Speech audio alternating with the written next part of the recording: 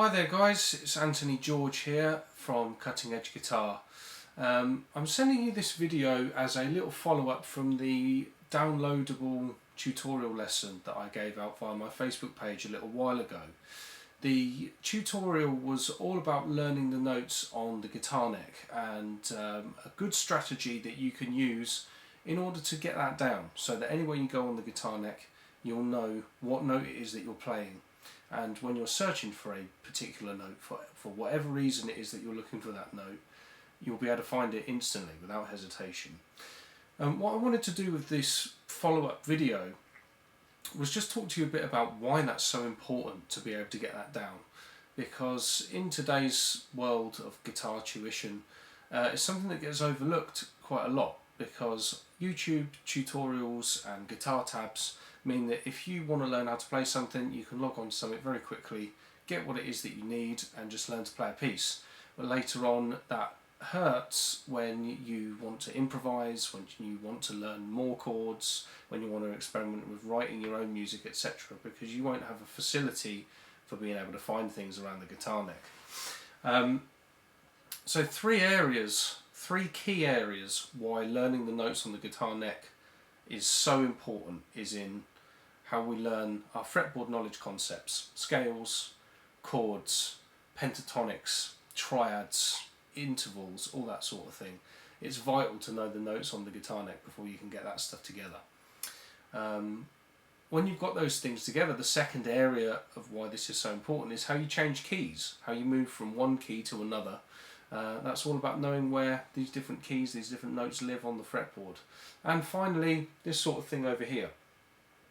Why reading charts, chord charts and notation is so hard for guitar players.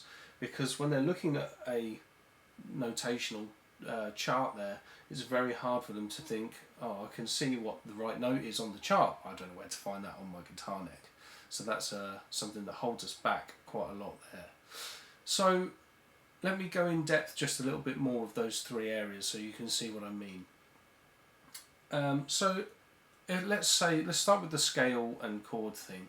If I want to play a major scale on the guitar, we learn shapes as guitar players. That's how we do things, isn't it? So most major scale shapes are going to be based around either the cage system or something called 3 notes per string. Okay, a caged system major scale shape would look something like this, and a 3 notes per string version would look like this.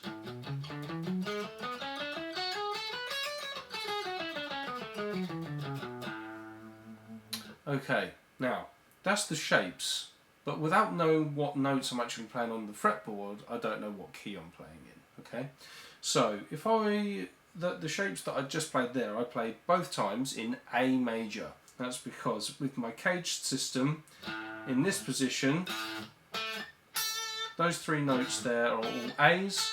They're my root notes of my shape. And if I align my shape with those notes,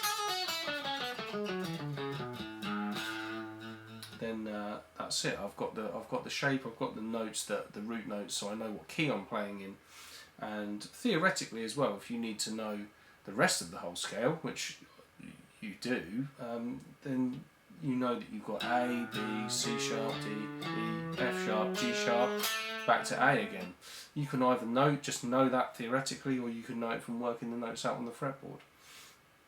Now if I want to do the second area, changing key with this, it's all well and good knowing the shapes, as I said a minute ago with my A shape here, but if someone says, oh, we want to play this song in G, if I want to move this to G major, unless I know where the G's live on the fretboard, I can't move that shape to where the G's are. Okay, so we just said that the root notes of that cage shape were here, here and here. So to make that match up, I need to move that so that that configuration of notes is now a G. So there's the G root notes. If I play that shape around those G root notes, I'm now playing the G major scale. And likewise I can do the 3 notes per string version of that too.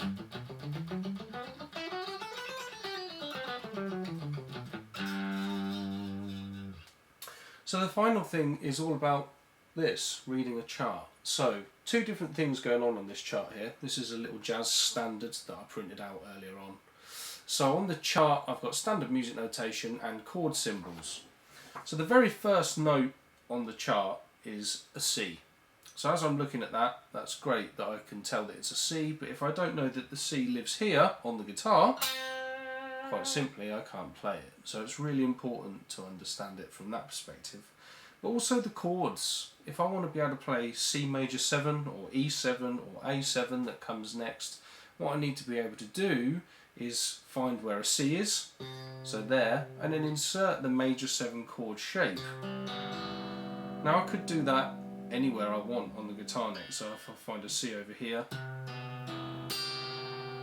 and then insert the major 7 shape, or I could go to the next chord. So the next chord is E7. Well, next door to this C on the 5th string I've got an E here, and there's one here as well actually in this area of the guitar neck, so that's telling me to insert this dominant 7 shape around those root notes. Okay, now learning the scale shapes, learning the chords and how it all fits together, that's all stuff that comes a bit later on, but as I say, first and foremost you've got to get these notes down. You've got to know your notes on the fretboard, because if you don't know that, you can't then build on it. So you can't build up to knowing scales, chords, arpeggios and everything else that comes next. Okay, so I hope that's been useful, I hope that's helped, and I think some of you have had this tutorial for quite a while now, so hopefully you've done pretty well in getting your notes down.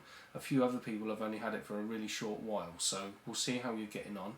If anybody wants to ask me any questions or give me any feedback on the tutorial and what you've seen in the video, and maybe ask me anything about what we might do in another video, then by all means get in touch. You can message me on Messenger, or if you want to go to my website, that's www.anthonygeorgeguitar.co.uk.